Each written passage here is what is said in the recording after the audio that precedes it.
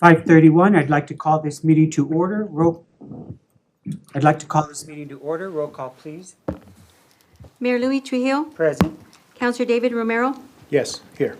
Councilor Barbara Casey, Present. Councilor Michael Montoya, Present. Councilor David Olivari. Here. Thank you, Mr. Mayor. We do have a quorum. Thank you. Please stand for the Pledge of Allegiance. Pledge allegiance To the flag of the United States of America and to the republic for which it stands, one nation, under God, indivisible, with liberty and justice for all. I'd like to just welcome the family of Rosita Ellis tonight. It's a pleasure having you here tonight. We'll get more into the proclamation in a while, but Rosita was quite a large person in every way. She lit up a room. She did so much. Everywhere she went, she was hugging and kissing people, and her signature kiss on the cheek always. She was just a super wonderful, warm person. And I'd also like to remember the people who we've lost in the community, all our citizens that have gone to rest. I'd also like to thank everyone for their hard work, and I pray that we continue doing a good job together.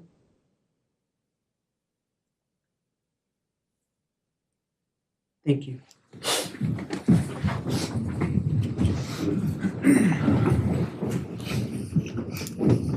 I'll entertain a motion to approve the agenda. Mr. Mayor, I'd like to make a motion to approve the agenda as presented. There's a motion on the floor by Mr. Romero. Second, please. Second, Mr. Mayor. Second by Mr. Ulibarri. Roll call, please. Councilor Montoya, Yes. Councilor Casey, Yes. Councilor Romero, Yes. Councilor Olivari. Yes. I have a motion by Councilor Romero, a second by Councilor Olivari. Thank you, Mr. Mayor. Motion carries. Thank you. Next on the agenda is public input. We have no public input this evening. Moving on to the next item, we have the mayor's appointments, reports, recognitions, and proclamations. The first one is proclamation for Ms. Rosita Ellis. If you'd like me to go ahead, Go ahead. Mr. Mayor. Madam Clerk.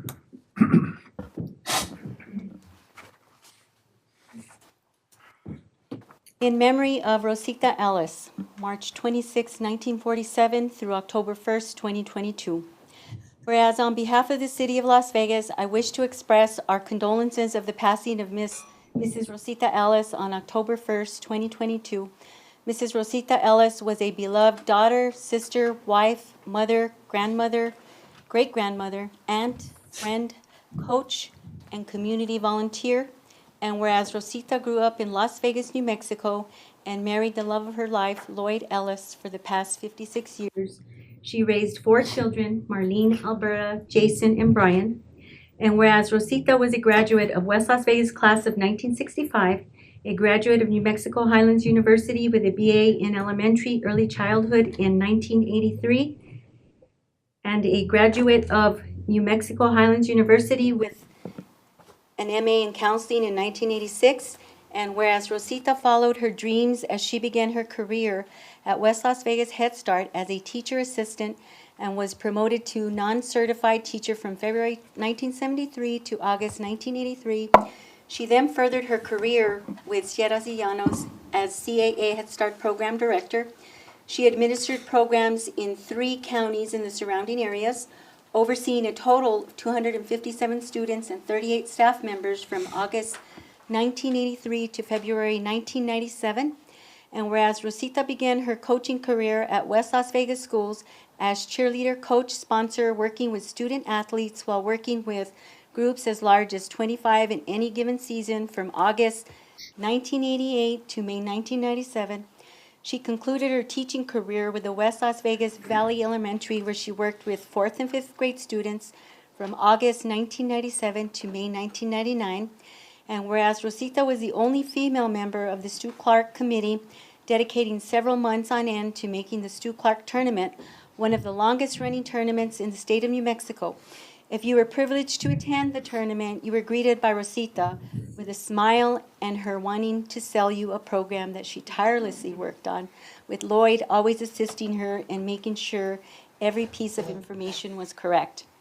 And whereas Rosita entered a new chapter in her life with the City of Las Vegas Recreation Department, where she directed, coordinated, and supervised all special events and sports programs, and also served as interim director for several months from June 2008 to February 2009. She continued her career with the City of Las Vegas Carnegie Public Library as the assistant librarian from 2009 to August 2013, and retired from the City of Las Vegas Carnegie Public Library as the librarian from August 2013 to October 2017. And whereas Rosita continued her coaching career with the Las Vegas City School as the middle school cheer coach and high school assistant coach from September 2005 to May 2010, and concluded her coaching career with Las Vegas City Schools as head spirit coach from July 2011 to October 1st, 2022. And whereas Rosita was a licensed teacher in 1983, a licensed counselor in 1991, a licensed athletic coach in 1995 to current, certified and/or licensed in child development associate in 1997, a certified librarian grade 2 in 2011, and a certified spirit official for performance and technical from 2010 through 2011. Rosita was associated with the New Mexico Head Start Association, technical and training assistant, serving as chairperson for 5 years, a Child Development Institute board member and chairperson for 3 years, a Highlands University alumni board member, Las Vegas Little League president for 5 years, La Plaza Little League concession manager, Little League assistant director administrator, Las Vegas Fiesta Queen committee, Miss Las Vegas Scholarship Organization board member, New Mexico High School Coaches Association, and assisted with the City of Las Vegas and San Miguel County elections as a presiding judge. And whereas Rosita was a talented, well-respected individual who dedicated her life to the best interests of her community, she was a person who helped others without a hidden agenda or need for praise. She helped and touched so many lives with the kindness of her heart. And whereas Rosita will forever leave her footprint in so many lives that will have a lasting impact, she brightened up any gym and field. Rosita was a dedicated person who always found hidden potential and encouragement in so many lives. Rosita helped build character and confidence. And whereas the City of Las Vegas wishes to honor Rosita Ellis for her distinguished services to our community, the passing of Rosita has caused a deep void of sadness to our community. She will forever be missed. And now, therefore, I, Louis Trujillo, Mayor of the City of Las Vegas, along with members of the governing body, express our gratitude to Rosita Ellis and her family for her service to Las Vegas, New Mexico, and hereby proclaim October 1st as Rosita Ellis Day in the City of Las Vegas. Thank you.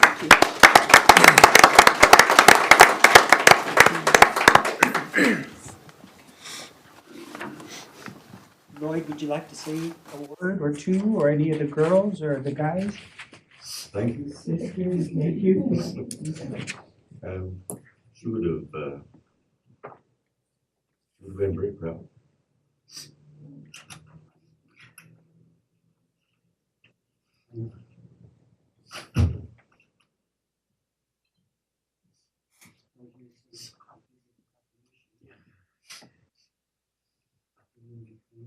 Thank you, very appreciate it.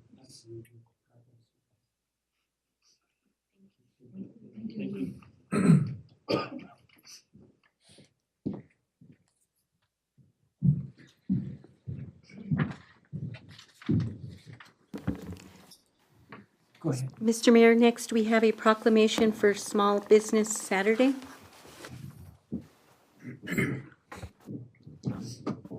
Whereas the government of Las Vegas, New Mexico celebrates our local small business and the contributions they make to our local economy and community. And whereas according to the United States Small Business Administration, there are 32.5 million small businesses in the United States. They represent 99.7% of firms with paid employees, and they are responsible for 62% of net new jobs created since 1995. And whereas small business employ employ 46.8% of the employees in the private sector in the United States. 79% of consumers understand the importance of supporting the small businesses in their community on Small Business Saturday. And whereas 58% of shoppers reported they shopped online with a small business, and 54% reported they dined or ordered takeout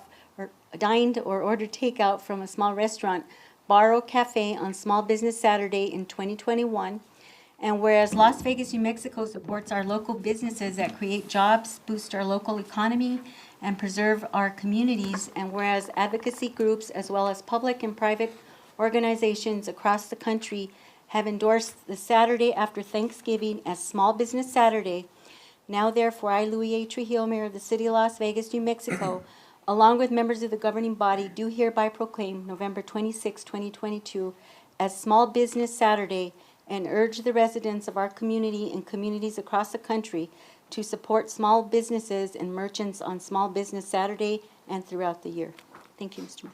Thank you, Madam Clerk. Moving on to the next item, we have councilors' reports. Mr. Mayor. Ms. Casey? Thank you. I was rather surprised when I received the copy of our agenda for this evening that reads, "Public comments can only be made in person."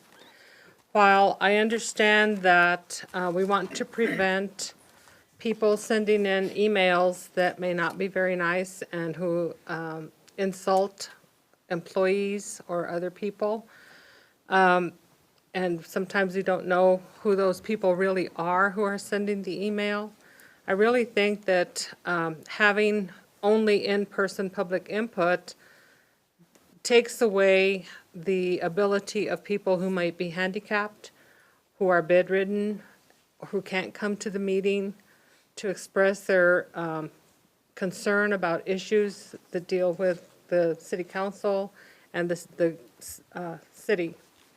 So I would like to suggest that we continue to take email input, but require that the person who sends the email sends their full name, address, telephone number, so that we may be able to contact them and verify that it is them who is sending that email and not somebody else using somebody else's name. I'm very concerned because I think that public input is very important. I know that it's not required by law, and it is a courtesy that this city gives to people. However, I think every citizen in Las Vegas should have the opportunity to speak about what concerns them and how we might be able to help them in any way. The other thing that I would like to say about public input is at last month's meeting, we did have one person who made disparaging remarks about a city employee. And I think that maybe we need to review the rules of decorum for public input so that people know that they are not to name anyone that is associated with the city, either on the council, the mayor, any of the employees, city manager, city clerk, or anyone else who works for the city should not be mentioned by name. And if they have a particular problem with an employee, that they should contact the city manager first and try to work that out so that no one is embarrassed publicly. I think that it is a terrible practice, and that happened with the previous administration at every single meeting. And once in this administration was more than enough for me, and I don't ever want to see that happen again. So I would request that whenever we have someone who is going to speak for public input, that they be reminded that they are not to make any disparaging remarks. And if they have a problem with a particular employee, they should speak privately to the city manager about it. The next thing I wanted to say is that I want to say thank you to the parks crew. Every time that the Plaza Park has been used, the very next day, they are there very early in the morning cleaning it up, emptying out the trash cans, changing the trash bags. They do a really great cleanup, and I'm very happy that we have such wonderful, dedicated employees that are willing to get up extra early and go out there and get everything clean so that when the rest of the world wakes up, they find a nice, clean, beautiful park again. I did meet with Samaritan House Director and Board Chairman, and we spoke about the needs of Samaritan House and some of the changes that have been made. I asked our Deputy City Manager to accompany me to that so that she would also be informed as to what is happening with some of the entities in our community. And we had a very productive meeting. And I did send Mr. Mayor a copy of our discussion. And the last item is, well, no, I have two more things. Oh, okay. This new system is rather weird. Okay. Sorry, I shouldn't say that, but anyway. I would like to have a cost estimate of what it costs for the Balloon Fiesta tent that we had there. I know that we got a lot of wonderful, wonderful publicity, and I want to thank everyone who worked on that. Councilor Romero, you did an awesome job on that, and thank you so very much. But I'm concerned about how much money did we actually spend on swag, brochures, pins, and all that kind of stuff, and hotel and meals for the people who volunteered to be there, and travel expenses for them. That way we can plan better for next year. And my last item is I want to congratulate Councilor Montoya on his wonderful daughter Laura, who is now our state, will be our state treasurer. And I'm very proud of her. I've known her for a long time and have always been an admirer of hers. And thank you, Councilor Montoya, you and Geraldine for raising a wonderful daughter. And I know that she'll do a wonderful job for us as state treasurer. So Thank you much. be sure that you let her know that we're very proud of her. She put Las Vegas on the map, and I think that's great. Thank you very much. Thank you, Mr. Mayor. Thank you, Ms. Casey. Councilors? Mr. Mayor? Mr. Ulibarri? Yes, I just want to thank our Public Works Director, Arnold, for all the work they do outside, on our city streets, our potholes, that people have been calling me. They're doing a good job, and the staff, the rest of our directors, everybody that's working for the city, they're doing a good job for us. So thank you, Arnold.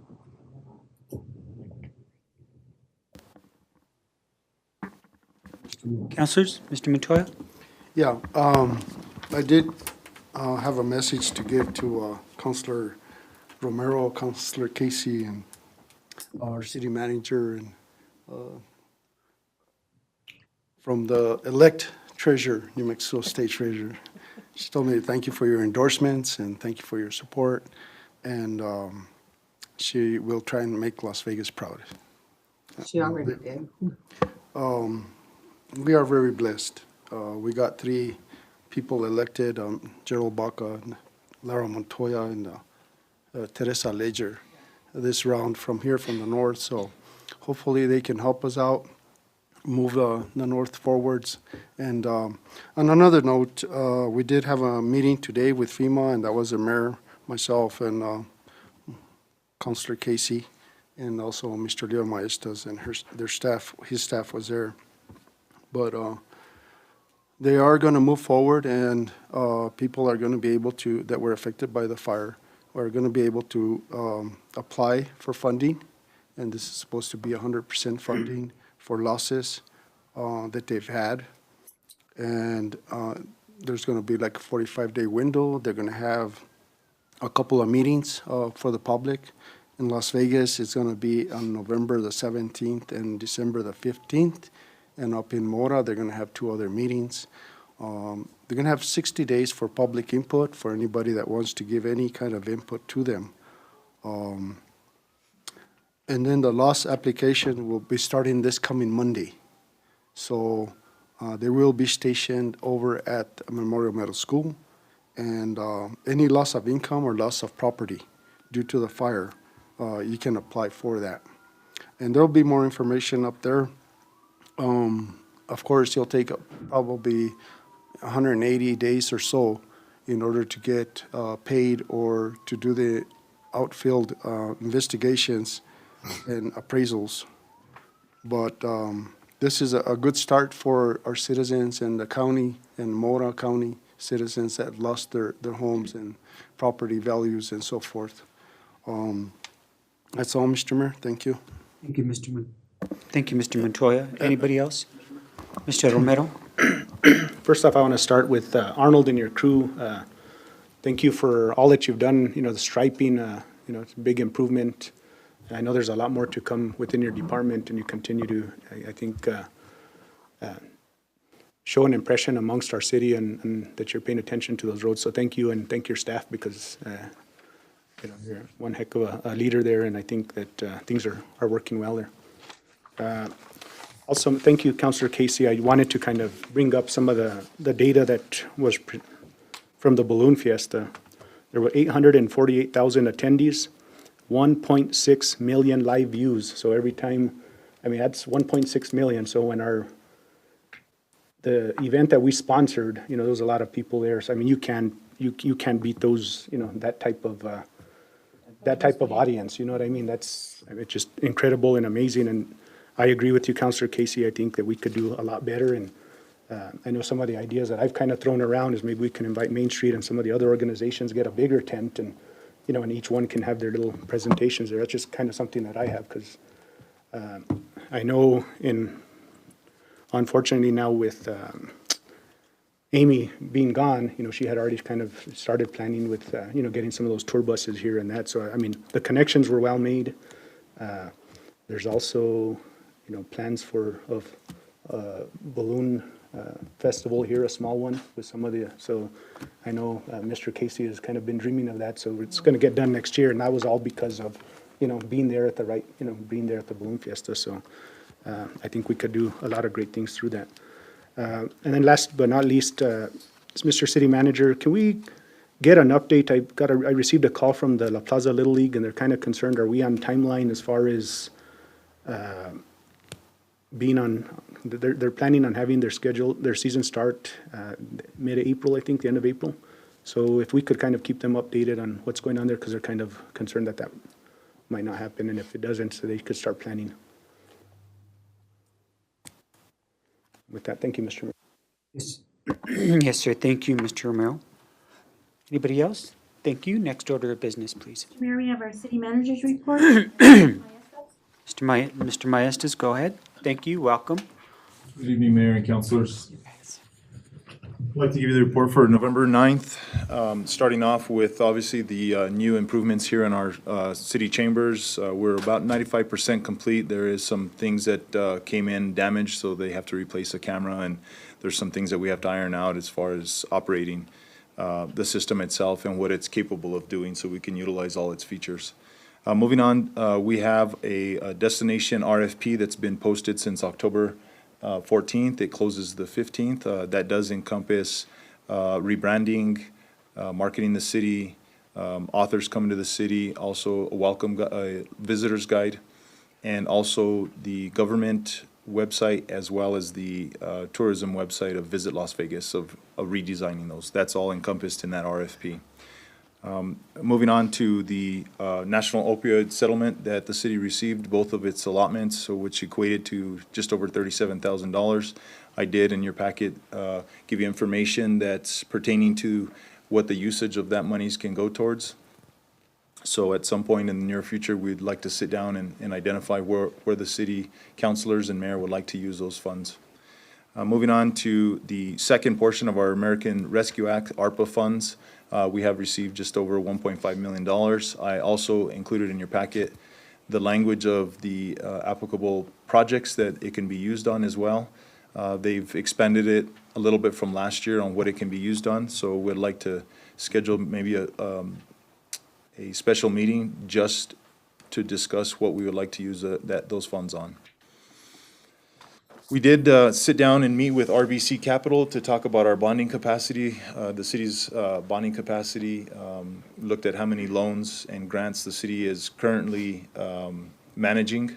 We will continue the conversation with RBC. We wanted to see what our capacity was for possibly funding some of our water projects if we need to do those projects immediately until funds come in from federal partners. Moving on to CES, so from time to time, the city utilizes CES as one of our ways to procure different types of projects and services. There was some things that we needed to iron out as far as invoicing directly to contractors or invoicing directly to CES. We sat down at the table with numerous city staff members. We identified some things that CES didn't even know was part of their process, along with identifying some things that they're going to audit for us to make sure that these contractors are bidding the jobs on pricing that was already negotiated within the CES program. Moving on to something a little bit funner, we had our Halloween event. Mr. Mayor? Mr. Maestas, could you kind of give an update as to the Rhodian and the means and kind of some of the things that we pay a percentage for that we weren't utilizing at the time, but can you touch up on that so council knows? So within the CES program, there's a few different avenues. So a contractor can have a Gordian contract or an RS Means contract. Everything is negotiated pricing, whether it's Gordian or RS Means. We have right now currently 5 projects that are in the system in a Gordian process. What we've identified is that when you go through the Gordian process, Gordian actually has a representative that comes to the city. You have a kickoff meeting with the contractor and the city, and they help you manage the project till the end of the project. There's a 6% that's already embedded in their pricing, and the city's never utilized their services before, so we're trying to make sure that all the Gordian projects that we're working with now are gonna be managed along with the Gordian representative. Gordian also owns RS Means. There is a little bit of a different process there. Both of the processes, the contractor has to go into the Gordian contract platform, populate all the project into their system, and then we would receive a invoice or a bid on a Gordian's letterhead, not from the contractor.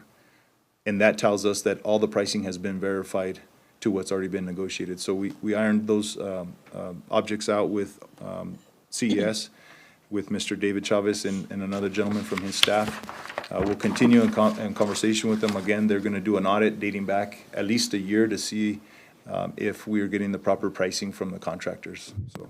Would it be possible to invite CVS to give us just an educational presentation on how that process works? Thank you.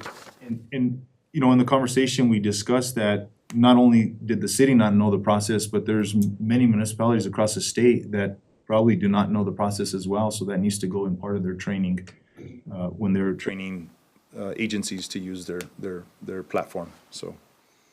But I will communicate with them on a presentation. Okay, thank you. Moving on, we had our Halloween trunk or treat. I believe it was a success. A lot of our staff was there. Thank you to everybody who participated.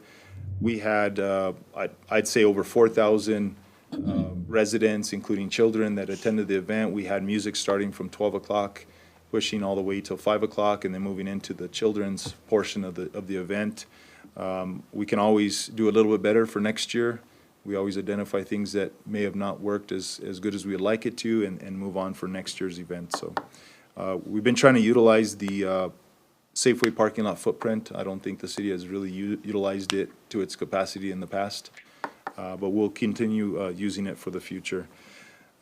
Moving on to our holiday events. We do have a turkey trot, which is the day of Thanksgiving, that's in the planning process, or it's in the schedule of events. And then we moved on to the Christmas events, which is the Saturday after Thanksgiving. There has been some discussion in the community as to why we chose that date. Obviously, it's small business Saturday. That's a national event. Also, this event, we wanted to give the community something to do because we have family members coming to Las Vegas to visit their grandmas and their moms and their parents.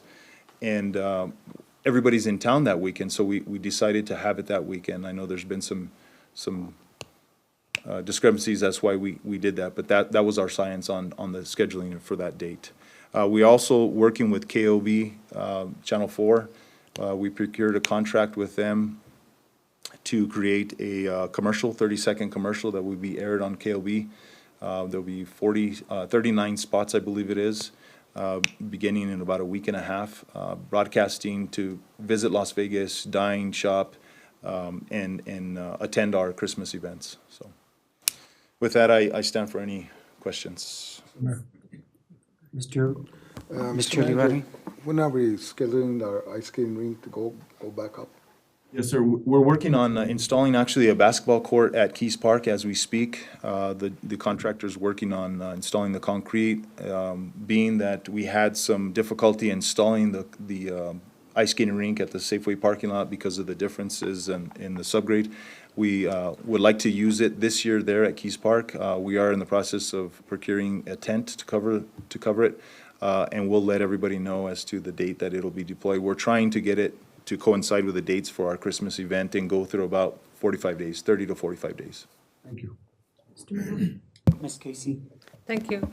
At last month's meeting, and I don't remember if it was the first or the second meeting, but it was the meeting when the mayor's appointees to the Veterans Committee were voted on, and it's indicated that there would be, that the city would sponsor something for the veterans this coming Friday. And I don't see that happening anywhere in your report. Can you tell me if the city's not going to do anything, or what happened there? I can call. I've been in contact with Gary Ludi. I left him a message. He has not called me back. Chuck Grego also reached out to Mr. Ludi, offered everything from PA systems to whatever they needed. He has not heard back from Mr. Ludi. And assuming that Mr. Ludi is preparing, accordingly, we are also installing a brand new sign at the Veterans Park tomorrow. And the sign will be up, ready to go for Friday. But we never heard back from Mr. Ludi regarding coordinating events with veterans. Thank you, Mr. Mayor. I'll see if I can get in touch with him and let him know. I know that they're meeting tonight. Okay. So, and another organization that I belong to is trying to help them put gift bags together for the veterans who are currently in nursing homes. Oh, And wonderful. So we bought a lot of stuff. And I hate to say this, but I had not been to Walmart in 3 years, and it was a nightmare. I did not plan to ever go back. Enough said. Councilor Casey, just real quick, we are working with Nancy Fernandez from the VFW. Okay. They had asked us to look at purchasing them new flags for their flagpoles, or all the event, or the Veterans Park, I'm sorry, for 30 of them. So that just came to us less than a week ago, so we're looking at how we go about purchasing those for the veterans. Oh, great. Thank you very much. Mr. Mayor. Mr. Maestas, where is this funding coming from on KOB, and how much funding? So the city set budgets every year, monies in the event fund within the Fiestas Fund, Budget Fund. We also have it in community development to fund projects like this. And why aren't we using lodger's tax money on that instead? That could be an option. It's just that lodger's tax hasn't had a meeting, so we didn't want to wait till that took place. We wanted to make sure because our holiday season's upon us. Actually, Councilor Romero kind of brought this to our attention that we should do something like this. And again, lodger's tax hadn't had a meeting, so we didn't go that route. Well, they can always have an emergency meeting. We need to start utilizing that funding. Mr. Mayor. Mr. Romero? Mr. City Manager, I believe that we did, as a council, already approve, and it was, I believe, through lodger's tax, but we had approved the ads during the 4th of July in that area, but we never used it because of the fires. I don't know if you remember correctly, and that was my understanding how you were. That is correct. I did look at the application. It is specific to the fiestas. So we didn't want to cross those okay, two okay. and intermingle the two topics, because one was for specifically for Fiesta events. And due to the fires, we chose not to try to bring more people to the city of Las Vegas. So the language on that portion was only for fiestas? Yes, sir. Okay. Anybody else? Thank you. Thank you, Mr. Maestas. I appreciate all your work. Yes, sir. Thank you. Next order of business, please. Mr. Mayor, we have approval of minutes for October 12th and October 19th, 2022. Mr. Mayor? Go ahead. Go ahead, I- Barbara. I move that we approve the minutes for October 12th and October 19th. I did send in minor corrections. Mr. Mayor, I second that motion. Thank you. There's a motion on the floor by Councilor Casey, second by Mr. Romero. Roll call, please. Counselor Olivari? Yes. Counselor Montoya? Yes. Counselor Casey? Yes. Counselor Romero? Yes. A motion by Counselor Casey, a second by Counselor Romero. Thank you, Mr. Mayor. Motion carries. Thank you, Cassandra. Next order of business. Next, we have presentations not to exceed 10 to 15 minutes. We have our presentation by Maria Gilvery, Utilities Director, Reporting on gas rate adjustment. Welcome, Maria. Thank you. Good evening, Mr. Mayor. Good evening, councilors.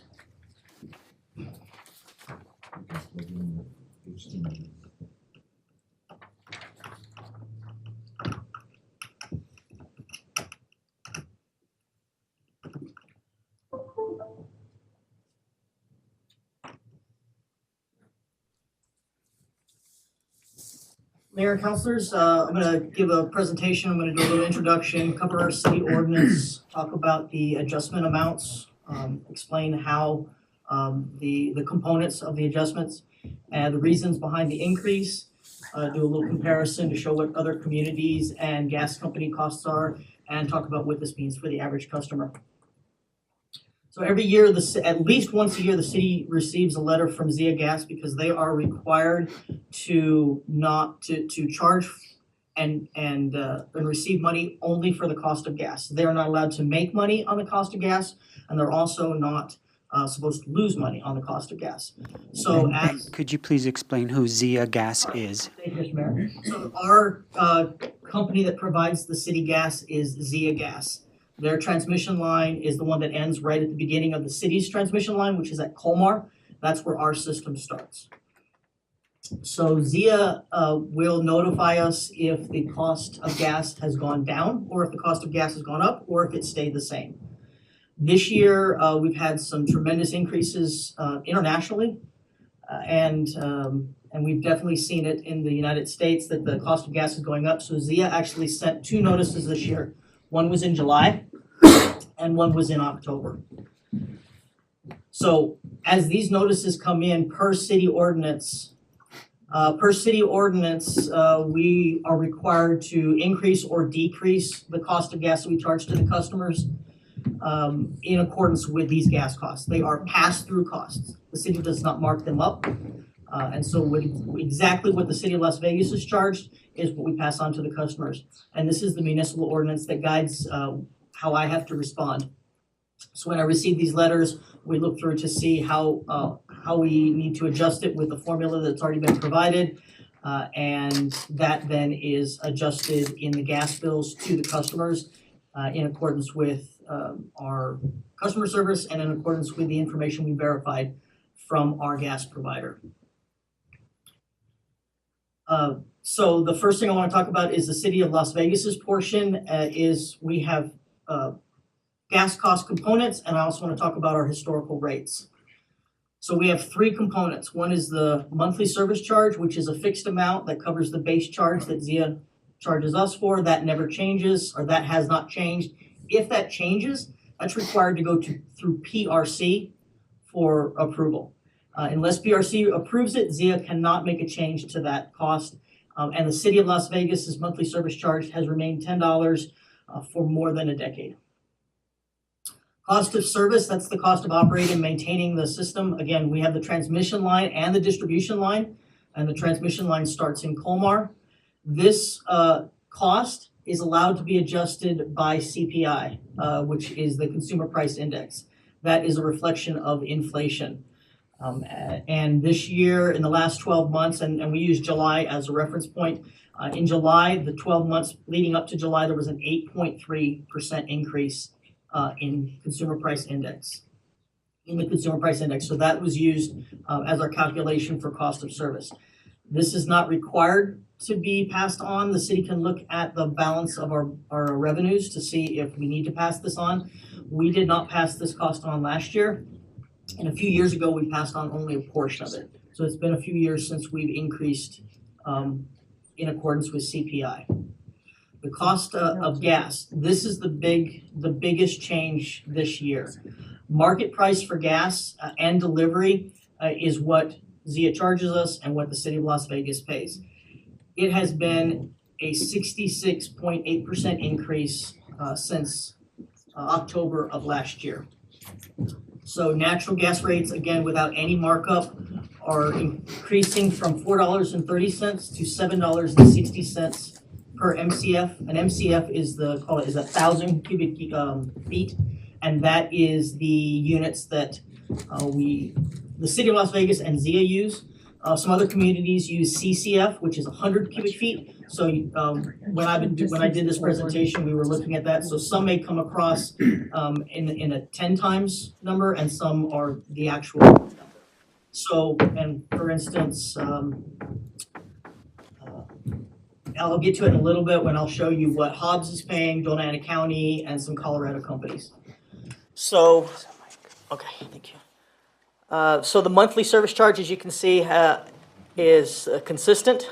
The cost of service is going to be $3.82. The cost of gas, and again, in accordance with our ordinance, we have the cost of gas plus what's called unaccounted for gas. Unaccounted for gas this last year was 5.85%. That is also in the ordinance that we must include that in the increase. And consumer price index this year was 8.3%. Last year it was 5.2%. And as you can see from the cost of service in 2021 and 2022, we did not use the consumer price index for that increase. We absorbed that within our budget. So an example of an average bill these last few years, the average over a 12-month period, a customer will use 6 MCFs, 6,000 cubic feet in a month. So that cost will go from $56.98 to $81.76 for an average bill. Later on in the presentation, I'll show a little bit more detailed on what customer might see in the summer, customer might see in the winter, or the overall average. Sometimes a customer will use in the summertime maybe 2 MCFs, and in the wintertime it might be 10 MCFs, and so that's where the average of 6 comes from. So for the Zia adjustment, and again, what is causing this increase is the cost that Zia is charging the city of Las Vegas. So the Zia has their own gas cost components. I'll also show the historical rates, and Zia is audited annually. They are required to show how much they're being charged, what they have to pass on to their customers, and that annual audit is provided to PRC. And Zia did provide that audit to me. So the components for Zia, there's 4 components. One is the actual cost of the physical gas. That's going to go up $2.9486 per MCF. Bless you. Transportation is going up 0.0577 cents per MCF, and that is for the cost of transporting through the transmission lines from the producer to the city, and that's a Kinder Morgan line, a Raton line, and the Zia line. Reconciliation. So as I stated at the beginning of this presentation, Zia must charge what it costs them for the gas. So they estimate it. They estimate how much they're going to use. They try and buy it at the best price. It's kind of like it's a commodity. It's kind of like the stock market. So they'll try and find the best price, purchase it early, purchase with about 90% of what they think they're going to use. And then when it gets closer to the end of the year, if they need more, they will then have to purchase it at a spot price. If they purchase it at a spot price and that spot price is higher and it ends up being a higher cost overall, the following year they do an adjustment. It's called reconciliation. That's where they'll collect for whatever the difference was. Up until now, reconciliations have been negative, so we've actually been able to reduce every month based on the reconciliation, so they overestimated. Last year, it was an underestimation, and one of the big, and that's, or last year and this year, there's a little bit more of a challenge because the cost is changing so much. So, and this, I'm gonna use this as an example, but this does not pertain to the city of Las Vegas, but it is a tremendous example of what happened. In February of 2021, there was a tremendous cold front that came through Texas, the southern part of the United States, that had tremendous impacts to the need for natural gas. And so many of the companies blew through what they had, and so they had to purchase natural gas on the open market. At that time, it was $2.50 or less for an MCF. Within a 7-day period, it went from $2.50 for MCF to over $1,000 per MCF for a very short period of time. But the company was required to provide gas, so they had to purchase that, and other gas companies had to purchase gas at that cost. New Mexico Gas Company, Zia, and other companies had to present, after this happened, they had a large loan that they had to get to be able to purchase this natural gas. They presented back to PRC their plan for recouping that. They weren't going to put it on the customers all in a short time frame. And so if you go to the New Mexico Gas website, you'll see their notification that they're spreading it out over a few year period. I believe Zia is spreading it out over a 3-year period. That one had to be approved through PRC. And so for New Mexico Gas Company and Zia in the southern part of New Mexico, their prices went up a lot more. And their New Mexico Gas actually changes their rates every month. So theirs are even higher in the summer months than in the winter months. And I'll go ahead and show you that here in a minute. And transmission costs. This is the cost that Zia uses to cover their operations and maintenance, their employee costs, anything, and their profits. This has not changed since April of 2019. I know that's been a question. Is any of these increases going to be profits for Zia? And the answer is no. All of it is due to the cost of the increase in gas. They've had to present this, again, to their auditors. They've had to present it to PRC to show that it was not something in their profit margin or in their operations and maintenance line. It was purely the increase in costs coming from their provider. So this is Zia's historical rate table. So in 2020, it was $1.67. In 2022, it was $3.02. This year, it'll be $5.97, just for the cost of gas. And you can see the transportation has changed as well. It went up in 2021, went down in 2022, and went up again in 2023. And as I stated, the reconciliation, the 2020, 2021, and 2022 were all negatives, so they were reductions in the cost. This year, there's an increase in reconciliation. And the transmission, that operations and maintenance line, the profit line, has not changed. So what's behind the increase is, it's supply and demand. Right now, the demand has gone up tremendously. The United States is providing natural gas internationally. So where there is a gap in other countries, the United States is supplying that LNG, which is reducing the supply available for the United States. So we have a reduced supply. Producers did pause their drilling in the pandemic because there was an anticipation of fewer people driving and less of a need for natural gas. And that's not the only thing they produce, natural gas and petroleum for vehicles. Ramping up those facilities takes time, and so, and then our LNG storage is below the 5-year average. The national storage is below the 5-year average, and that's because they've been taking out of storage and making it available. So comparable gas costs, and this is just the cost of gas, not service. Bailey, Colorado is $9.71. Cripple Creek, Colorado is $11.28. Pueblo is $10.40. Eastern Colorado is $8.05. Hobbs, New Mexico is $10.80. Dona Ana is $10.43, and Las Vegas is $7.67. These are, I wanted to show a comparable New Mexico Gas Company. This is, again, they change their rates every month. So you can see in December 2021, it was $7.31. It didn't go down. Come May, it went up again. That's to address the February of 2021 cold snap and the tremendous amount of natural gas that was used. By the way, in that 7-day period, they purchased $17 million in natural gas. Normally, in a year, they purchase $10 million in natural gas. So, and that was due to the high cost of the gas. ZIA did ask the Attorney General to look into price gouging. So the Attorney General in the state of New Mexico, and I believe other states, have been looking into whether or not there was price gouging from the petroleum companies. So the average over the last 12 months for New Mexico Gas Company is $9.21, and for ZIA, it's $5.74. For ZIA for Las Vegas, it's $5.74. So what this means for the average customer, so during your summer months, normally 2 MCFs would cost, or last year, let me correct that, last year 2 MCFs was $26.58, this year it'll be $33.92. 6 MCFs, which is the average monthly rate for over a year period, goes from $59.74 to $81.76. In winter months, a 10 MCF consumption would go from $92.90 to $129.60. 15 MCFs is way on the extreme. We don't have many people that use 15 MCFs. But I just wanted to show that as an example. We still have a LIHEAP available, so anybody who is in need of assistance, please reach out to customer service for the City of Las Vegas. We'll help you get coordinated with LIHEAP for any kind of assistance.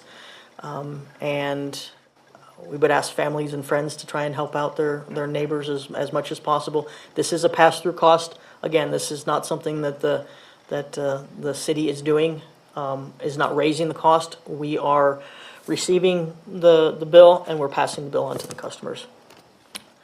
We did make, during the evaluation, we have taken a little time to make this final decision, so customers will not see the increase until their January 2023 bill. And that is due to the increase in the cost of natural gas. So we have been using our gas reserves to cover the cost for the last few months. And that is my presentation. Maria, I know I talked to the manager. I guess people are going to be informed in their bill Correct. upcoming. Has that notice gone out? And No, sir, I wanted to wait till I gave the presentation to the council. Can I review it prior to it going out? So the letter's already been provided to the city manager. We can make sure you get a copy of it. I'd like to review it before. Okay. I think what's important for the public to know is that we did not elect to increase our rates at the City of Las Vegas. We didn't just say, hey, let's increase our rates for our customers. This is something that is market-driven. Absolutely. And that indeed we could have, and we could have increased those rates even more. We chose not to, and we chose to keep this at a bare minimum, and that the rate increase is caused by supply and demand, and that it was not an elected. It was we didn't have the right to choose whether we wanted to increase the rates or not. This is what the cost is being passed on to the consumer, driven by the market. And I think it's very important for our consumers to know that it wasn't a choice that council made. It wasn't a choice that the utilities division made. This was just this was a choice that we were forced to make. And I think it's very important that that message go out to the customer. Absolutely. And that that is explained to them in the first paragraph of the letter. And keep it simple and keep it very understandable for people. And then also tag it with a phone number or a customer service person that they can talk to regarding making payment arrangements and making it as easy on the consumer as possible. This is always a terrible time for a gas increase. In fact, it's the worst time. And the PRC has to answer for the rate increase because all these rates went through the Public Regulation Commission and they okayed this. And we're hoping that the PRC acted on the best interest of the public by making sure that these companies are not gouging our customers. So again, I would like to see that letter before it goes out, and make it very clear to our consumers that it was not our choice to increase the rates, especially at this time of year. Absolutely. And, Mr. Mayor, when I was speaking with Zia, of course, no one could predict the future, but if we have a warm winter, it could result in prices going down. And as production increases, it could also, but it's a could. Unfortunately, we have to deal with whatever actually happens. And so I will make sure the city manager has the most updated letter so we can get that to you. Thank you. And I won't go to Cancun during a frozen 2 weeks. Thank you so much, Maria. Mr. Montoya? Yeah, Maria, so on this price gouging that they're checking into it, what's the time frame for that? I don't, the only information I have is that Zia did ask the Attorney General to look into price gouging. When I spoke with Mr. Maestas from PRC, he said that that was something that Attorney Generals were doing. Okay, and what's the estimate that we pay monthly for transporting? For transporting? Yeah. For all of the gas? Or gas, yeah, from Colmar to Las Vegas? So it's going to depend on the time of year, but if I just grab one here, transportation cost in April of 2021 was $58,000 for 1 month. And one last question. What's your backup and what's the system, or how many days of backup do we have? Should a line break or should the supply demand decrease nationwide? What's our backup plan? What do we have in store? Zia is required to provide us natural gas. And they're required to maintain their lines, and we maintain our lines. And we have a contractor under contract for immediate response, under contract for immediate response. So if there's a breakage in, the line from here to Colmar, for instance, what's our backup system like now? What are we doing? So we don't have our backup system is the natural gas that's provided. We had a line leak, a line that was hit a few years ago. We continue to provide gas to the community. We put a emergency patch on it, and our contractor is out, I think it's Double E, who's already under contract. They will be out within 24 hours to make the repairs. So, again, my question is, if we have a line that's broken up, and how many days of supplies do we have for that? Well, whatever we have is what's in the line. So I'd have to go back and ask how much the line pack is for time frame. And it's going to depend on it's the same volume, so it's going to depend on the time of year. But even if there is a line break, we have ways of still being able to provide gas through the line, even if there's a line break. Yeah. Thank you.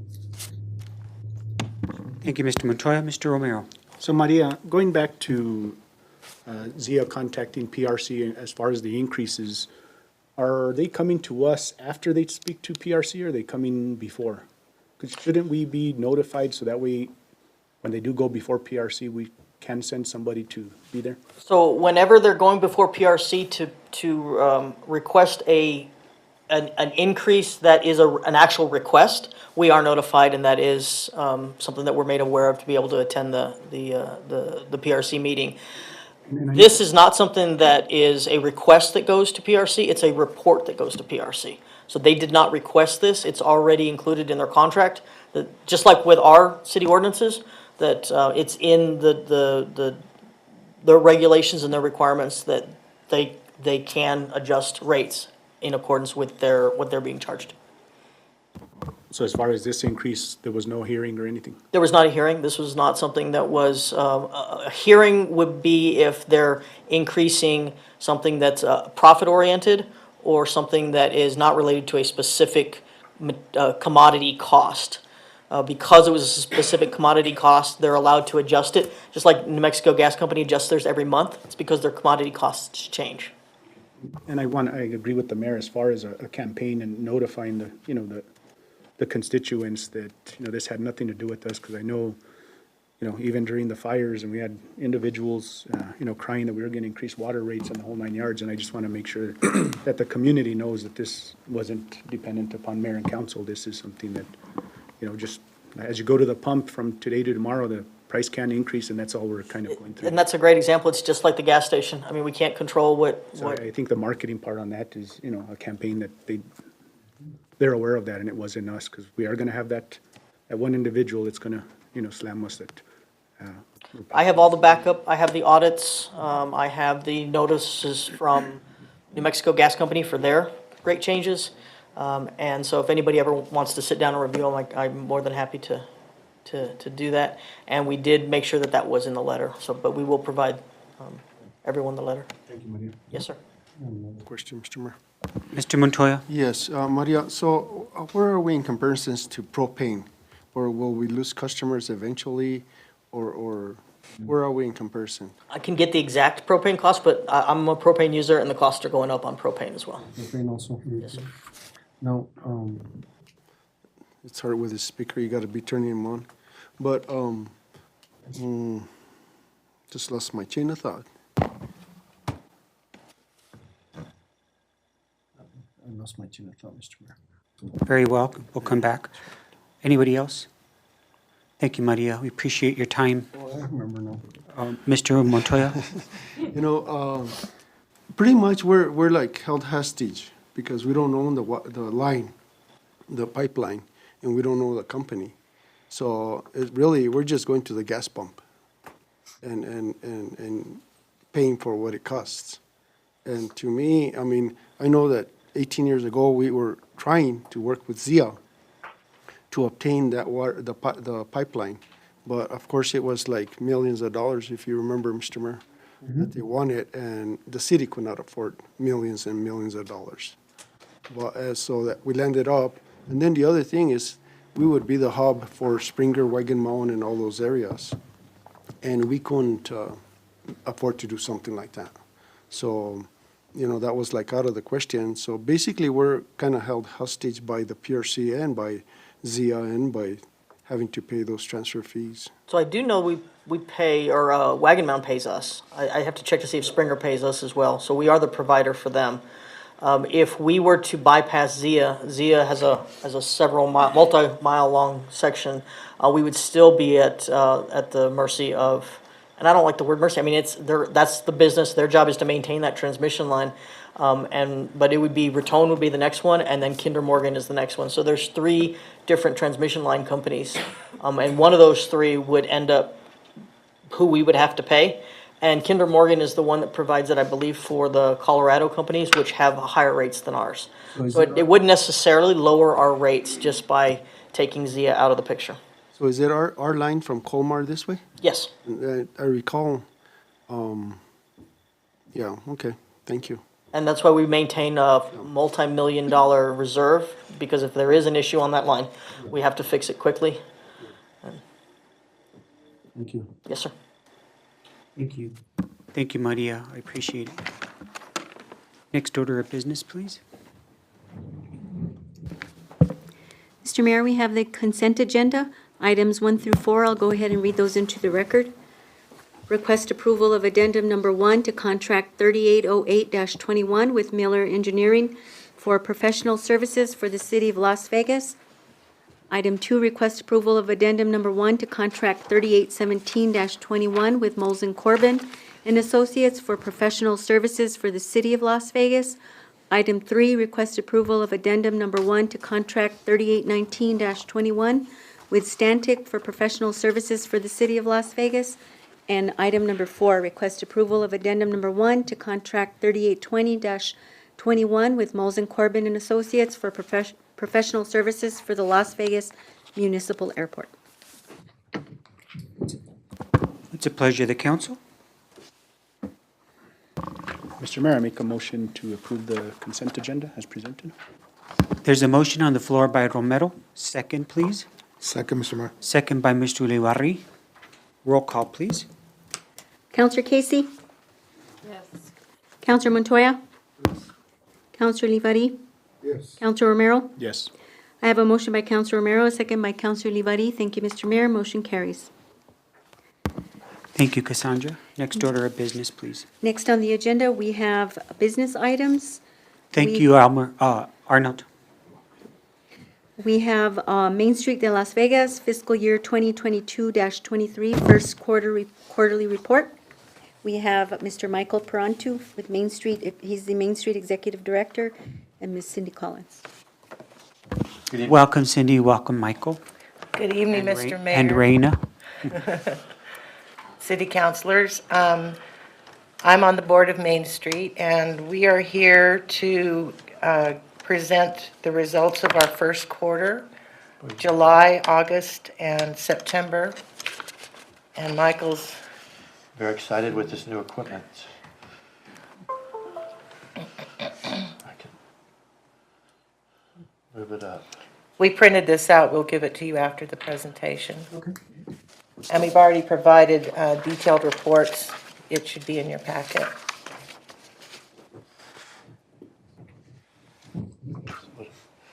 So what do I hit? Is that your first? Yes. Yeah, so you can just push the right arrow and it'll go through your slides. You're on. At the what?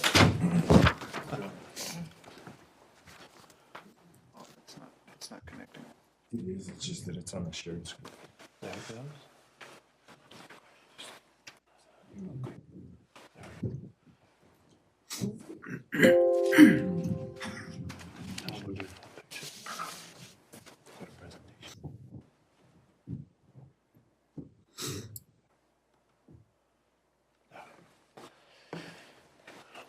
Thank you, Leo. Okay, so you can go forward one screen, Michael. But I like that image.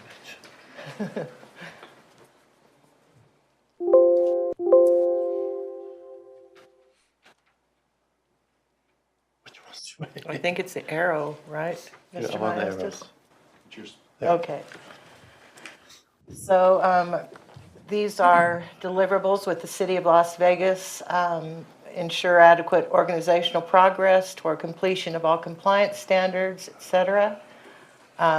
We did submit all the necessary documents, which is almost like a yearly audit. It includes making sure that our 990s were filed with the Secretary of State, Attorney General.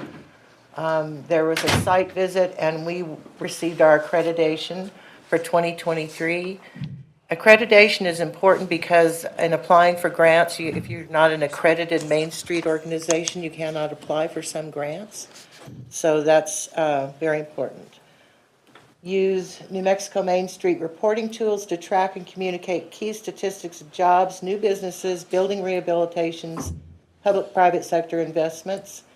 And we completed that and sent it to you, and the synopsis really of that report was that there were 12 new businesses, no business closures, which is pretty amazing because of fire, COVID, et cetera. And that has been attached. The next screen talks about wayfinding signage. This started 9 years ago because businesses relayed to me when I was the director that signage was the most #1 priority. How can people get to my shop, Cindy? We have to have signage, and every year I promised we're going to have signage, and every 2 years the city would change, etc. We put them up. We got it done. Michael got it done. So there are 17 wayfinding signs installed throughout our Main Street district to help visitors find their way. It began with a first amount of money, I believe it was $42,000 from lodger's tax for the planning and design of each sign. And then the huge complication too is, where do you put the sign? Most cities have a 3-block straight downtown, and ours is 1 mile. And you turn left, and then you go to Douglas, and then Douglas is a dead end, and then you have to turn on 12th. So it was a complicated issue, project. This is the first phase. If you go to the next, because we own the design now, or the city does, we can easily expand it to different parts of the city. And they are different sizes. Some are meant for automobile traffic, some are meant for pedestrians. The next one, Great Blocks Construction. We are supposed to coordinate with the city to develop and implement public infrastructure that align with our strategies. And the $2.2 million Great Blocks construction project in the Railroad District. I believe paving is starting tomorrow, Mr. Maestas, something like that. So were some change order issues. Michael works closely with Mr. Maestas on this project. Next, we utilize New Mexico Main Street reporting tools to track and communicate. Same. Jobs. It's a repeat of the other. Oh, okay, that is it. But the financial reports, the economic development reports, I sent to you in the email in October, but it literally tells you how many buildings were purchased, how many businesses opened, how many businesses closed. It tells you what people spent on the renovation of their buildings. This is all in the Main Street District, but I gave you 2 quarters. In 1 quarter alone, I think $2 million of property sales happened in the Main Street District. So there was a whole list of buildings that sold, including, major buildings on Douglas and different parts of the district. This is something that is not, we haven't done this because it's not due until the next quarter report. We're just showing a flyer of trash pickup flyer. So this report is July, August, and September, and this happened in November. So we'll report on this in our next. in January. But we have had one pickup. We had a trash pickup last Saturday. The next one is the city mural. I think you skipped Yeah. a slide. Well, maybe it's not going to come up. Well, we're working on the citywide mural project that the mayor initiated, and we've gotten an NEA grant, a National Endowment for the Arts grant for that for $10,000. We got a $4,000 grant from our local community foundation for that. We got a $5,000 grant from the Landau Foundation for that, Los Alamos, and then we just put in a grant. We just got site visited for a grant that we did with the Santa Fe Community Foundation. So we think that by the end of this month, we'll have $24,000 towards this project, which. And that will be to pay an artist. To pay for the materials. Yes, site. We talked to each counselor in the last month about sites, possible sites. And so it would pay for the preparing of the site, the materials, paying the artist a fee, paying high school students to work with the artist. So, yeah. So that's that project. And the theme of the murals will be history and culture of Las Vegas, New Mexico.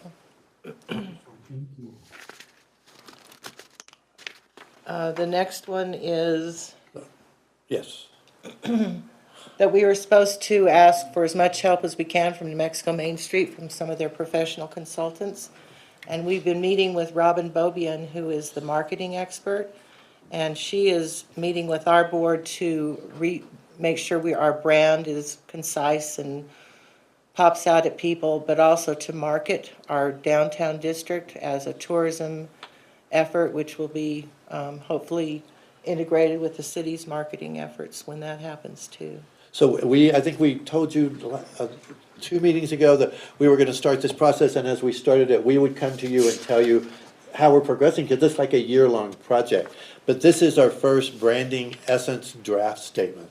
So I don't know who has a radio voice to read this, but this is the first statement we came. There's like 5 people on the committee: Reina Fernandez, Cindy, Tasha Martinez, and we're been working on this statement. So this is the beginning of that, which is nestled along the Gallinas River. I'm not going to read the whole thing. I don't have a radio voice, but that's our branding statement. This comes with strategy for Facebook too, so that we can get out our message on a repeated basis, once a week or whatever, on Facebook, what's happening downtown. Can I ask a quick question, Sure. just out of curiosity? It says, the city of Las Vegas was founded in 1836, but a lot of different documents say it was founded in 1835. Right. So, I know it is Fix 1835. that. We'll figure that out, unless you, I think it is 1835, because that's what's in my head. it is 1835. Thank you, yeah, this is a draft, but, yes, thank you. And we did share this with you, so if people have they want to have any input on this, they can, or they can come to one of the committee meetings, which are on Thursdays at 5:30. They have been. I really one liked tomorrow. that branding statement. I thought it was very well done. Do what? I really liked The statement? I really liked the branding statement. I thought it was very well done. Good, thank you. And that was my only question on it, was the date. Thank you. So we'll be changing our logo and a bunch of different things, but. And then First Fridays, we started in July, so we've done July, August, September. We did October and we just did November. And they're different. We're trying to increase the number of galleries and businesses that are involved. And so the first three were July, August, September. We did October, November, and we'll do one in December that's like a Christmas themed First Friday with the galleries, mainly the galleries, not just the galleries. So if some of the stores sell art stuff, we would put them in like the antique stores and stuff too. So. But it's meant to get a group of businesses to stay open on the same night, and then maybe someone prepares cookies or something like that, but We end up somewhere. So one night we ended up at Stella's, one time we ended up at the Arts Council. And in December, we're gonna end up at 2 businesses on the plaza for a Christmas party at the end of the first Friday. I think that's it. Oh, no, here it is. So this is the update for the mural project. are there any questions, comments? I'd just like to thank you for all the work that you do. It's meaningful, and it shows in the community. A lot of people have commented on the wayfinding signs, how beautiful they are. The Great Blocks project is going to be really nice when it's finished. Glad to hear about the development with the new businesses, and that no businesses have closed or left Las Vegas. I think there was one on Bridge Street, but for what we've been through and for what our economy has gone through, I'm still so grateful that all those doors are open. So When we talked to people, we thought it was sort of amazing that 12 businesses opened in the last 6 months, right after the fires, during the flooding, some of that. So it's kind of amazing to have that happen. It's a great sign for the future, I think. We have a pain management clinic that opened on Douglas, and we also have a surgery clinic that's gonna open in the old funeral home. 2 doctors are starting a surgery clinic. So I sent you all the details of that if y'all wanna know about. how closely are you working with the app that Frank Burskins designed? That was designed for CCHP, as I believe, and, I mean, we use it. We'll probably put a link to it on our new marketing. I was just wondering if it's still active, and I I think thought it- it was an It's excellent. a wonderful app. Yeah. I don't know the answer. I mean, to that. I think Frank is trying to hand that off, and we're interested in talking to him about it because it is something that people use a lot. And it's also a great thing to give somebody that card and say, put this app on your phone and you can learn about all these buildings. So we can find out about that for you if you'd like. Well, I'm just Haven't- interesting. You know, Frank's been busy, so I haven't talked to him Yeah, lately. thank you. Anybody? Mr. Montoya? Yeah, couple of things that I had in mind here was wayfinding signs. I think we had approved something like $57,000. It's 53,000. 53,000. Your report over here says 57. That was the approved That from was it. lodger's tax, but Mr. Maestas and Michael got the dollar amount down. Okay. Well, $54,000 for 17 signs comes out to 3122 or something like that. And I think that's a ridiculous amount. And I've asked Mr. Maestas to bring a report to us as to the cost and what's out there, from what's bidded out. I know that I looked at all of them, took some photos of them, and I requested that some of them, a couple of them, like 2 or 3 of them be changed in the locations. We're gonna adjust the one on 12th and Douglas. We're gonna move There's it. one on 12th Street and there's one on 6th Street and Right. University that I can think of off the Right. top of my head.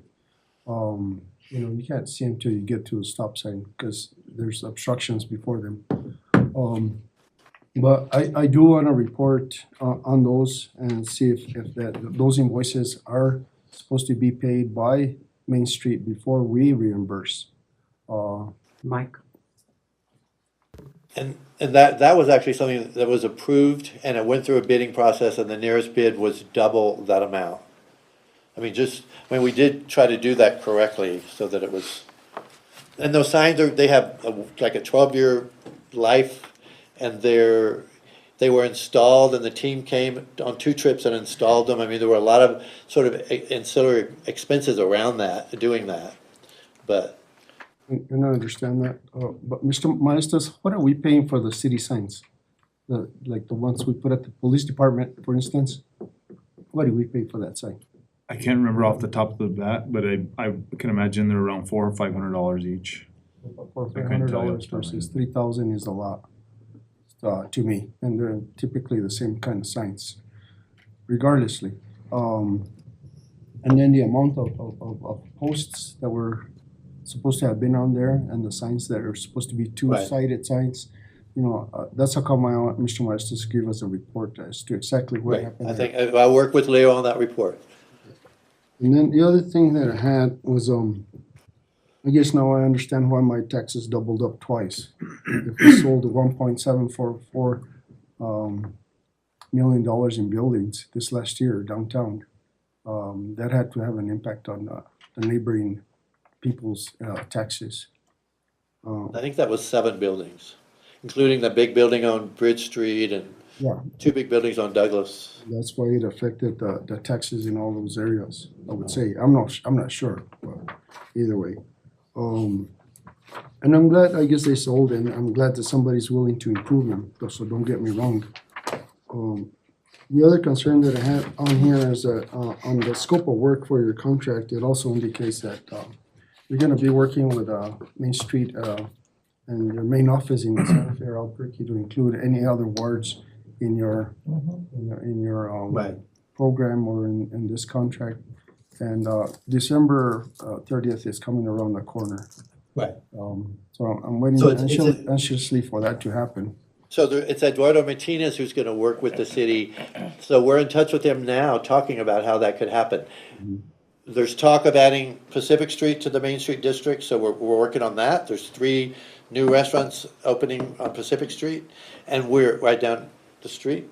And we're talking to him about coming to do a presentation for the city council about how if we increase the district, what that could look like. So I hope my district. I'll try to get him to the December meeting. New Mexico Main Street definition of a downtown, if we do expand, it would have to be contiguous. So it would have to be something near Plaza Park or the Railroad District. And that's why we thought South Pacific was a wonderful candidate, because it's very historic and that's more commercial right now. Santa Fe Trail? I understand your perspective on that, but what we were told here the last time was that they could extend away from the main district to other areas, even up to the county, as a matter of fact, like they have in other counties. One last thing that I was going to say on this is on the murals. I was contacted by Michael and Susie on it, and I still, would like to be involved in that selection of locations. And just a reminder, again, December the 30th is when 2 of them should be accomplished by. Right, so we drove everybody's districts, and so when we were driving your district especially, we were looking for like appropriate places to do kind of a large mural, and it was hard to find. We found a couple, and I think Susie might have mentioned them to you. But we'll do up a little list, and we still need to talk to Councilman Casey and Councilman Ulibarrio, though we want to talk to you about a park installation, but we'll be in touch about that. If the murals aren't completed by December 30th, then we could add it on to your next. Right, it's actually just picking the sites by Right. December 30th. Okay, Not- picking not- the sites, and then not we the do actual process mural. by March, and then we start them. Okay. Right. Well, the scope of works in MOU reads that there's supposed to be finished 2 of them this year and 2 next year, instead of all 4 of them this year. Yeah. Just a reminder. Thank you, Mr. Mayor. All right, thank you. Any other Mr. Mayor? Mr. Romero? So I just want to follow up on Councilor Montoya's question, and I know I sat in on a meeting with you and the city manager. So the 54, was that already resolved where you met with them, or what was that? met Is there a with- follow-up meeting? I met with one of the owners of PNM Signs yesterday to go over all the discrepancies on the quantities that were on the original quote and what was actually installed. So they're taking that back to their team to try to, to try to bring their quote down to what we actually received from the city. And that was my concern, where on the original scope, there was many double-sided signs, and, there was, I think there was finally only two of them, I think, or one or two. There were three, he took those off. On the original scope, there was more, I think there were like 6 or 7, right? There was 7 signs that were double So sided. those are my concerns, and I just wanted, I don't know if you guys had already just lowered it from 57 to 54, or that's still, That was the original invoice, was for 54,000. I met with okay. one of the owners yesterday to go over all the items that I had measured out on the field, in the field itself, and so we'll see what their quote comes back in, He's or sending what it their tonight. invoice comes in as. They sent it already. It came at 52. We're supposed to get it tonight. They sent it earlier. Right. They're on there too as well. And I just kind of want to add, I mean, if we go to the original scope, the material that was used, to me, it's a big difference. And as I had mentioned, when you get quotes, you got to compare apples with apples and not apples with oranges. And that was kind of my discrepancy that I saw in the original scope versus what we got. And yes, it's lower than the 60-some, but for me, for the extra 10,000, we would have had 30 aluminum, heavy-duty signs with, the posts and that for the extra, 10,000 or 12,000, I think it was. So those are my concerns, and I hope you guys could iron that out. Right. And then I just want to add, We did try to get that invoice out early so everybody could see it, but then we didn't really focus on it till the end. So they're working on it. We should get something. I think Raina said we might have got something already, so. and I just want to add, thank you, Michael, and also Cindy. And I know we're pushing Mr. Mayor and Council, as far as the Film Museum, and Main Street has, agreed to kind of help out and do with that. And, there's some other plans, but, we are working on that, and hopefully we do come up with something here right after. They had told us after the election we could, hit up Secretary Keys, and we're going to do that. And thank you, Cindy and Michael, for being a part of that, because I think we can get something done there. Thank you. Thank you all. Thank you all. Thank you all for all your work. I appreciate everything you do. Next order of business, please. Mr. Mayor, item number 2, request approval to apply for Pet Animal Care Facilities Act license for out-of-state animal transfers. We have our police chief, Mr. Salazar. Welcome, Chief. Thank you for being here. Good afternoon, Mayor and Council. Also with me is the Animal Care Center Manager is Beatrice Gallegos. Hi, Beatrice. Good afternoon. Welcome. So today we are requesting for out-of-state travel to Colorado, so we can transfer animals from our facility to Colorado's facilities, specifically, I believe Springer, is that correct? Or just any other? Right now, we're still searching for the shelters who will be able to take from us regularly. It's kind of a nationwide problem right now where animal shelters are full. Places that we're taking from the previous organization aren't taking out-of-state transfers anymore. So I'm still looking. I have a few people who are interested, but they want us to have this license and be able to comply with all of the standards for animals entering the state. So nobody's really, been really set on it, but we're working on it once we get this done.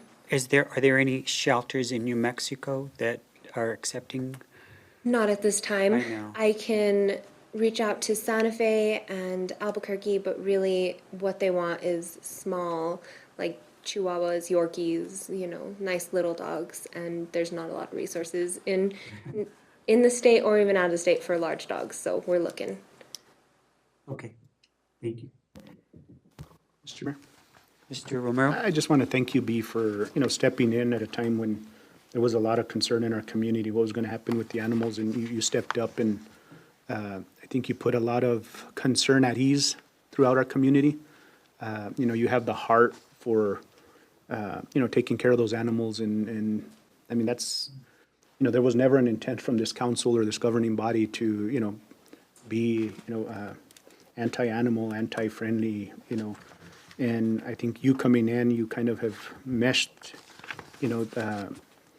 the shelter with, some of those people that had those concerns.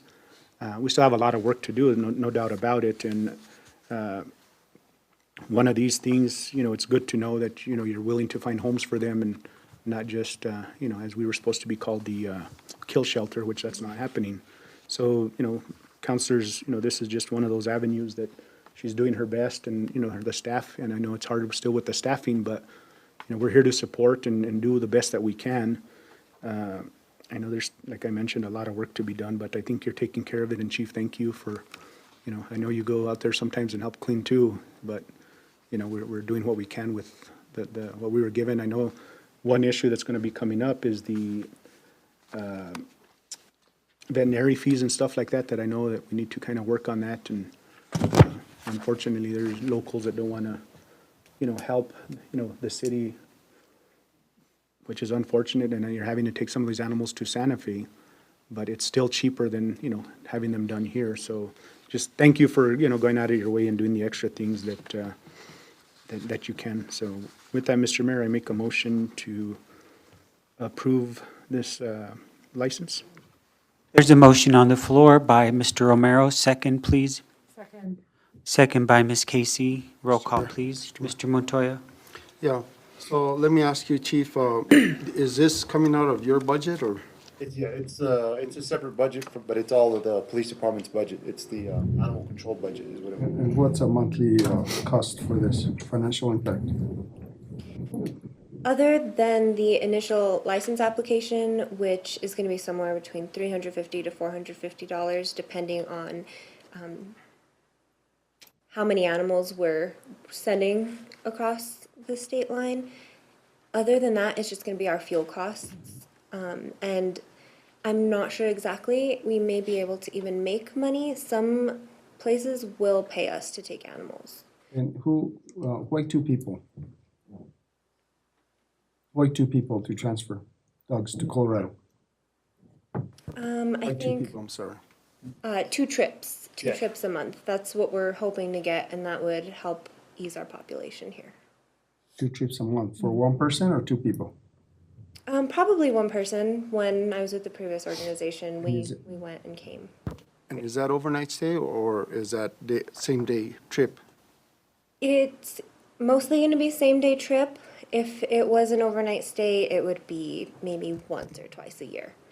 It's, there's not very many places that are far enough to warrant an overnight trip. And where are we on the no-kill rate? Are we? We're struggling to get there. Right now, we have not had to euthanize animals for space, but we are very close to needing to do so. All of our euthanasias have been animals who came in like hit by cars, or they have really severe medical problems that we just can't deal with, and then animals who are either aggressive towards people or aggressive to other animals. So actually this week we'll be going through the rest of our population to see which animals are a danger to the public and which ones are safe, and then hopefully we'll have kind of gotten rid of all of the bad ones and have space to take in more animals, but we're cutting it very, very close. Thank you, Mr. Mayor. Thank you for all you do. I know it's a big job and it's a thankless job, and you're doing a fantastic job. Thank you. I'm very proud to have you here. Thank you. The other question is someone licensed to do euthanasia, or we would do it at our facility? Not at this time. We're looking into it, but right now we're using the local vets to do our euthanasias. And I have relationships with them that I've built over the past few years, so knowing that they're doing animals who can't be released back into the public, they're really okay with that, and so they work with us. Okay, thank you. And also, Mayor and Council, too, just for clarification, so this is kind of a two-part. We're requesting for that 2 out-of-state travels, so with the permission from, or approval with the city manager's approval, because usually we would have to bring every city or every out-of-state travel for your approval. So this is why we're requesting at least 2 at the approval with from city manager each time that we go. They'll notify us usually a week ahead of time what they can take and when they can take it, and we jump on that opportunity because we're grateful to even get anything. So we don't always get a lot of notice, but they try to give us as much as they can. Mr. Mayor, on that two-person, just approval for two persons, or two people will be going every time? No, it's just person? one person, but But- two separate occasions each month. Yeah, okay. Thank you. There's a motion on the floor by Mr. Romero, a second by Ms. Casey. Roll call, please. Counselor Montoya? Yes. Counselor Olivari? Yes. Counselor Casey? Yes. Counselor Romero? Yes. Have a motion by Counselor Romero, a second by Counselor Casey. Thank you, Mr. Mayor. Motion carries. Thank you. Thank you. Thanks for being here. Appreciate your help. Thank you. Next on the agenda, item number 3, request approval to publish ordinance number 22-15 for water project drinking water 5355, financing costs of a supervisory control and data acquisition. This is the SCADA system. We have our Utilities Director, Maria Gilvery. Welcome, Maria. Mayor, councilors. Mr. Mayor, Mr. Romero, make a motion to approve publication of ordinance number 22-15. there's a motion on the floor by Mr. Romero. Second, please. Second, Mr. Mayor. Second by Mr. Ulibarri. Roll call, please. Counselor Casey? Yes. Counselor Romero? Yes. Counselor Montoya? Yes. Counselor Olivari? Yes. I have a motion by Counselor Romero, a second by Counselor Montoya. Thank you, Mr. Mayor. Motion carries. Thank you. That's Mr. Ulibarri, second, right? Counselor Montoya. Moving on to item number 4. Moving on to item number 4, request approval to purchase a camel truck for the wastewater division. Ms. Gilvery? Mayor, councilors, Utilities Wastewater Division is requesting to be able to purchase a camel truck, which is what we use to clean out manholes and run lines and clear sewer lines. We do have the funding in the budget.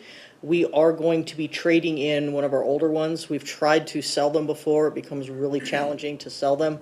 So we're gonna, in auctions. So we will be trading this one in. It's not operational and it's too costly to repair it. So this is a critical piece of equipment for our wastewater staff to continue to clear out sewer lines and maintain our sewer lines. So, Thank you. and again, we do have the budget for this. Mr. Mayor, Mr. Romero.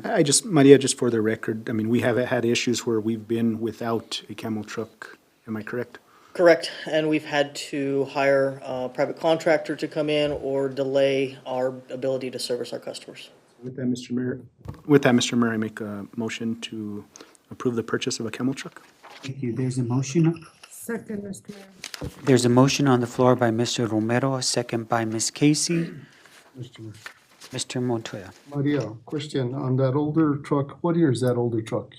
I'd have to get back with you, Counselor. Off the top of my head, I don't remember it. Is that the blue one? I don't think it's gonna be the blue one, but I could get back with you on exactly which one it is. I think we finally got the blue one auctioned off, and it took us about 4 years to get rid of that one. Thank you. Thank you. There's a motion and a second. Roll call, please. Counselor Montoya? Yes. Counselor Romero? Yes. Counselor Casey? Yes.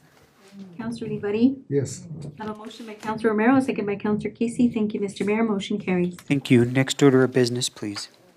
Item number 5, request approval for Mayor Trujillo and Counselor Romero to attend the NALEO 14th Biennial National Institute for newly elected officials in Washington, D.C. We have Counselor Romero. Mr. Romero? Thank you. So councilors, this is an institute that's put on biannually. It's put on for NALEO, which stands for the National Association of Latino Elected Officials. And basically what we're asking here is that the mayor and I participate in this institute. I know there's concerns about newly elected. You're considered newly elected if you've never been to one of these institutes. There's 3 different tracks. One is a judicial tract. There's judicial, there's municipal government, there's school board, and I think Councilor Casey, you said you had mentioned you had been there for legislative. So there's different tracks. I have had the opportunity to attend as a school board member in my prior, time of serving as a school board member. And I know I had, submitted this to all of you guys. I think it's a great opportunity. Again, NALEO will be paying for the flight and the transportation. And the only thing that, I know there's a cost in here, and that's just for the registration of $200, for myself and for Mayor, and the meals. Mr. Mayor? Ms. Casey? I've had so many years of NALEO training in my past life As a legislator, and their training is excellent. It's really good, and it'll be very beneficial to anyone who attends. And so I'm happy that you will both have an opportunity to take that training. And so I would like to make a motion to approve the both you and Councilor Romero to attend the National Institute for Newly Elected Officials in Washington, D.C. There's a motion on the floor by Ms. Casey, second. Second, Mr. Mayor. Second by Mr. Ulibarri. Mr. Mr. Mayor, Romero. just discussion, and I'd like to, I know the mayor and I councilors, the mayor and I have had a discussion that, well, since the trip is going to be paid, we're also going to try to make an appointment or two with officials in DC while we're there to kind of discuss some of the issues we're dealing with. So we're going to take advantage of our time up there. So just to let you 2 know. words, send money. Yeah. Yeah, one is actually with the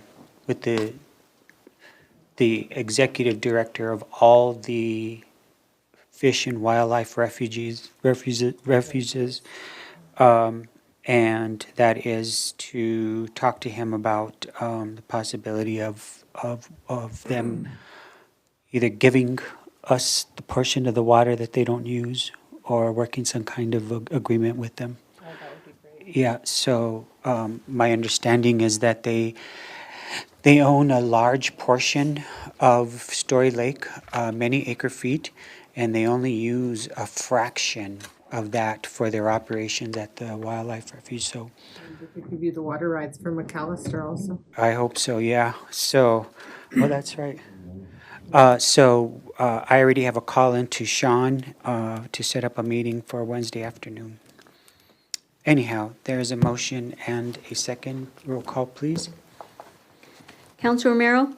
Yes. Councilor Casey? I'll abstain, sorry. I think, should I? Yes. Councilor Montoya? Yes. Councilor Ulibarri? Yes.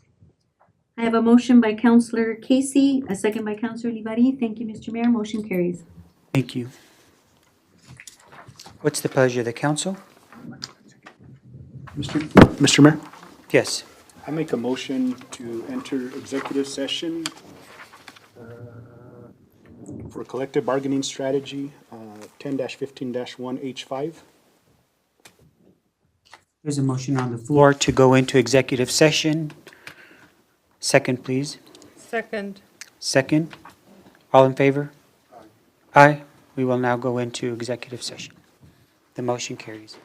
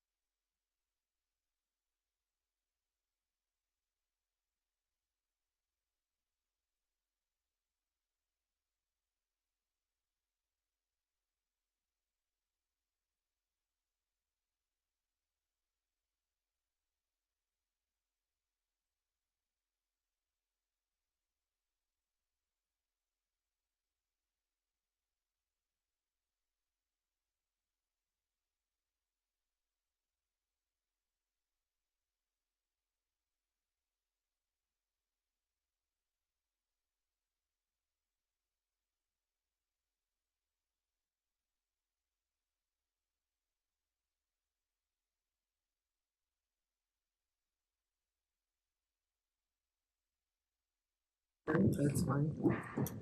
I see, party loyalty, but, when you're picking that over your people. The people I know, it's stupid. Mr. Mayor? Hold on. Are we good to go, Mr. Armijo? Okay, thank you, sir. Mr. Mayor, I make a motion to return to regular session after being in executive session for collective bargaining strategy and MSA 1978 10-15-1H5. And I'd like to note for the record that only those matters specified in the motion for executive session were discussed and no action was taken. There's a motion on the floor. I'll entertain a second. Second. Second by Ms. Casey. All in favor? Aye. We are now back into executive session. Into open session. I'll entertain a motion to adjourn. Mr. Mayor, I move that we adjourn. There's a motion on the floor to adjourn, second by Mr. Ulibarri. Meeting adjourned. Thank you. Good meeting.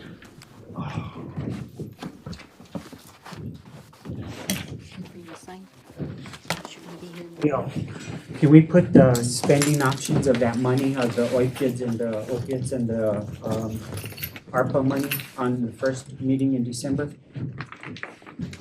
You can.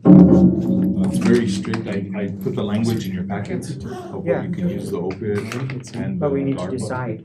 The opiate, the opiate one can be an easy discussion. I think the ARPA one is gonna be like a morning session like we did last time. we have, To really identify what we want to use it on. I think we should, one-ish or something. I think we should, 3-hour or 4-hour gap. can we use it with into our general fund? We have to. We can, there's a calculator and we can only equate for so much of loss. Yeah, so they recognize that as. It generates the amount based on the numbers we give it. That's part of the. But there is language in there for So you get that. almost